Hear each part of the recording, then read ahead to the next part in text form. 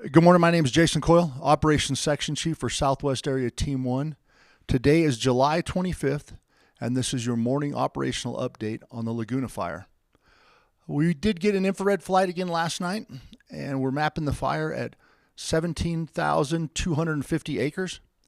It's 57% contained, and there are 257 personnel assigned.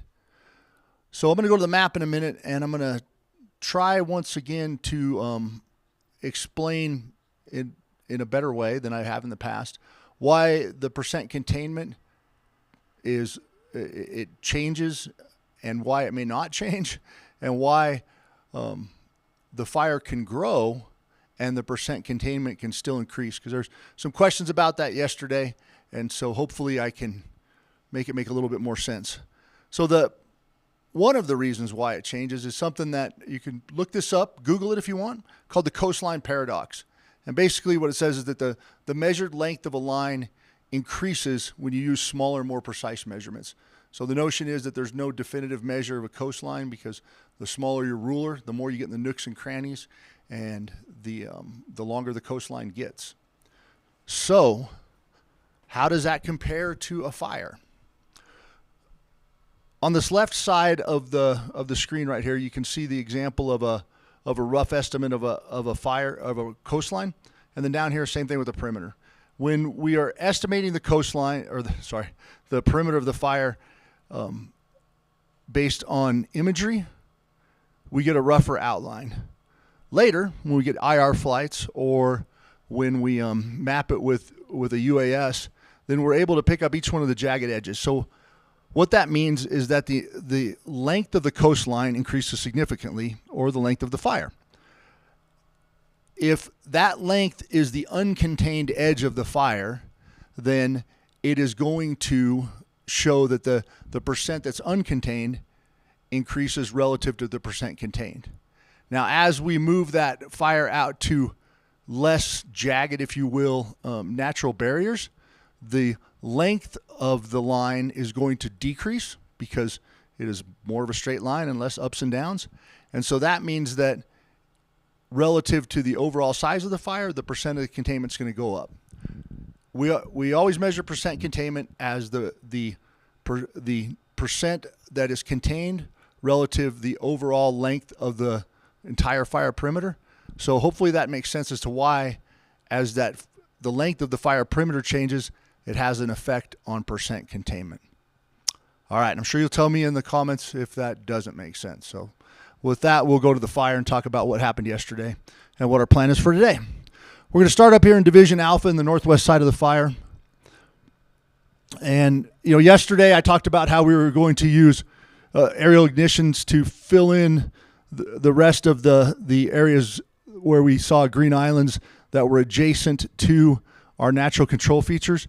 And remember, the reason we do that is so if you get outflow winds, things like that, that may move the fire, that it does not move it across those natural barriers and into places that we don't want it to. So they did a really good job yesterday bringing the fire's edge all the way out to this very steep slot canyon, and filling in the rest of these ridges all the way down through here. So there may be a little bit more work to do in here, but it's really minor. And a lot of this areas where it's held up is the areas that we wanted to bring it to, where there's not very much fuel. And that's the objective. It's not necessarily that we're trying to make the fire. It is not that we're trying to make the fire bigger. It's that we're trying to get the fire where the fire's edge is next to something that will not burn, so we feel confident in the ability to contain it. So that in Division Alpha, that's all the work that was done all the way around these edges, and it ended up adding, at the most, I think it was about 200 acres. On the left-hand side of the map, they also worked to complete repair of the dozer lines and the hand lines. Basically, that just means we're putting water bars in, things like that, to prevent erosion when we hopefully do get some good monsoons in the coming days or weeks. With that, we'll move over a little to the east. Now we're going to go over here to the Galena Ranch area. Wanted to update you on the situation we talked about yesterday. So this is that finger of the fire that there were some pins here yesterday that were heat that was picked up by the infrared flight. And so crews went in there and assessed that, and did a little bit of work to bring some of that stuff interior. Some of it was stump holes that just burned themselves out, and other logs that had black around them, and there were no threat to the line. So, it may not look that steep, but that is steep to get up in there.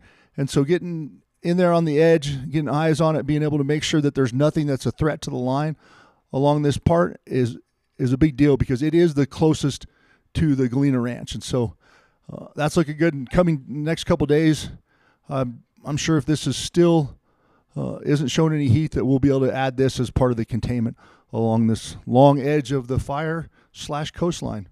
And now this is a great illustration. See how this line's all how wiggly it is, if you will? That was flown by UAS.